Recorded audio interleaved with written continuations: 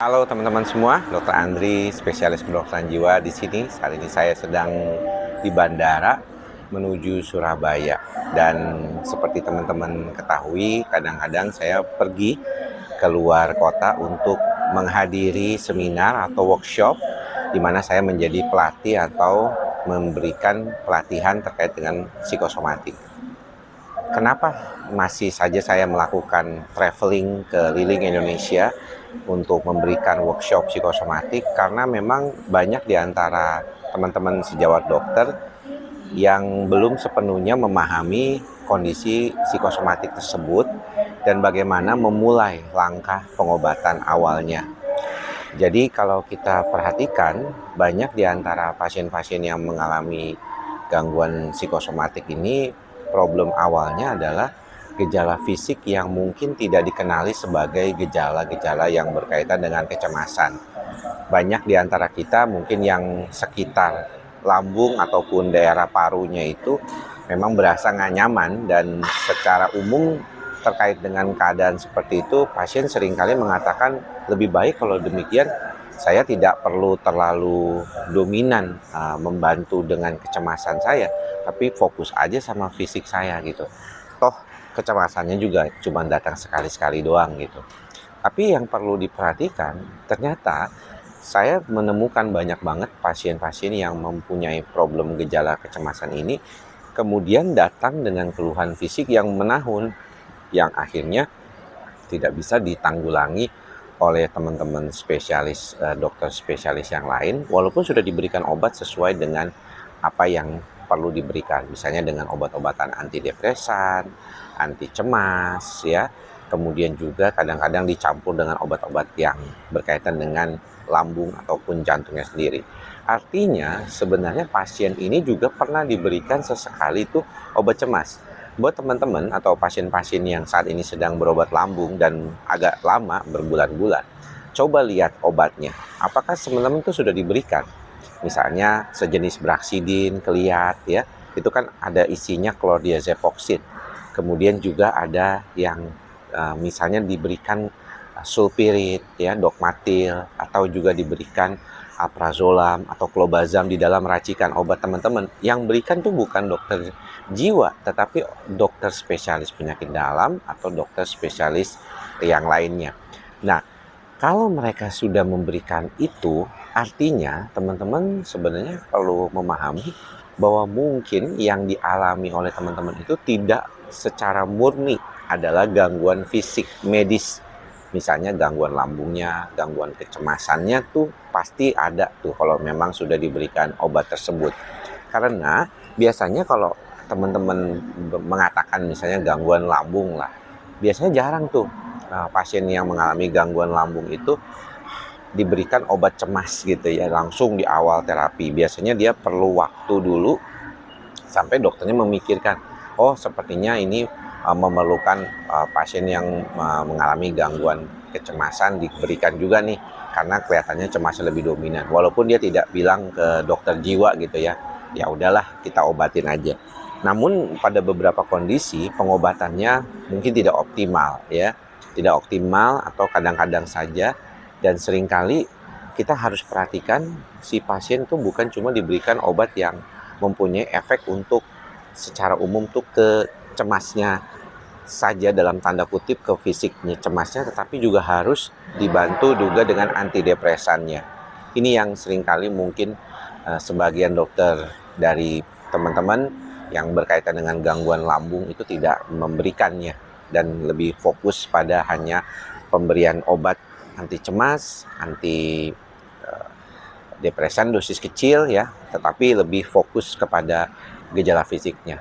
Nah, bedanya ketika berobat ke psikiater, maka biasanya kita akan lihat nih, apa dasarnya nih si pasien ini mengalami gangguan ini. Terkadang problemnya itu nggak sesederhana yang kita hanya berikan nih obat cemas saja ke pasien, tetapi juga ada beberapa hal lain yang mungkin perlu diperhatikan. Dan ini biasanya yang di dalam prakteknya kita menemukan berbagai masalah terkait dengan kecemasan-kecemasan ini yang mungkin perlu kita telaah lebih lanjut lagi. Nah, setelah kita telaah pengobatan, si pasien akhirnya datang ke dokter jiwa deh setelah lama tidak ada pengobatan dari dokter penyakit dalamnya yang membaik. Lalu biasanya pasien tuh akan menanyakan gitu ya setelah pengobatan itu berlangsung, kapan saya lepas obat dok? Kelihatannya pasien cemas ini kan khawatir kalau obat ini malah menimbulkan ketergantungan. Namun yang perlu diperhatikan sebenarnya apakah si pasien itu sudah tahu bahwa kondisi seperti ini tuh bisa ditanggulangi sendiri nggak oleh dia? Maksudnya apa dok? Maksudnya adalah kemampuan olah pikir pasien tersebut mampu nggak untuk mengendalikan kecemasan yang selama ini dia alami. Nah, yang menarik adalah orang itu belum tentu sadar ya dengan kecemasan yang dialaminya dia. Jadi banyak kalau saya ketemu beberapa pasien, mereka tidak sadar tuh bahwa kecemasan itu ternyata berpola gitu ya pada situasional yang mungkin dia sendiri nggak sadar gitu. Jadi biasanya tuh terkait dengan kepribadian orang tersebut, kemudian bagaimana dia menghandle kehidupannya. Dan kita sebagian tahu orang-orang yang perfeksionis, kita pernah bahas, orang-orang yang terburu-buru, orang-orang yang gampang cemasan ya, ragu-ragu terus gitu, kadang-kadang takut ini, dan yang terlalu berpikir ke lebih panjang gitu. Jadi mikirnya tuh kejauhan, selalu mikirnya akan apakah misalnya bisa terjadi hal yang buruk gitu ya pada situasi dia. Nah orang-orang seperti ini yang nggak mudah hanya diberikan obat saja itu nggak membantu. Memang pengobatan dengan antidepresan itu bisa ya termasuk juga mengurangi impulsif. Seperti dengan penggunaan serotonin ya, obat-obat serotonin itu bisa tuh mengurangi gejala-gejala impulsif ya.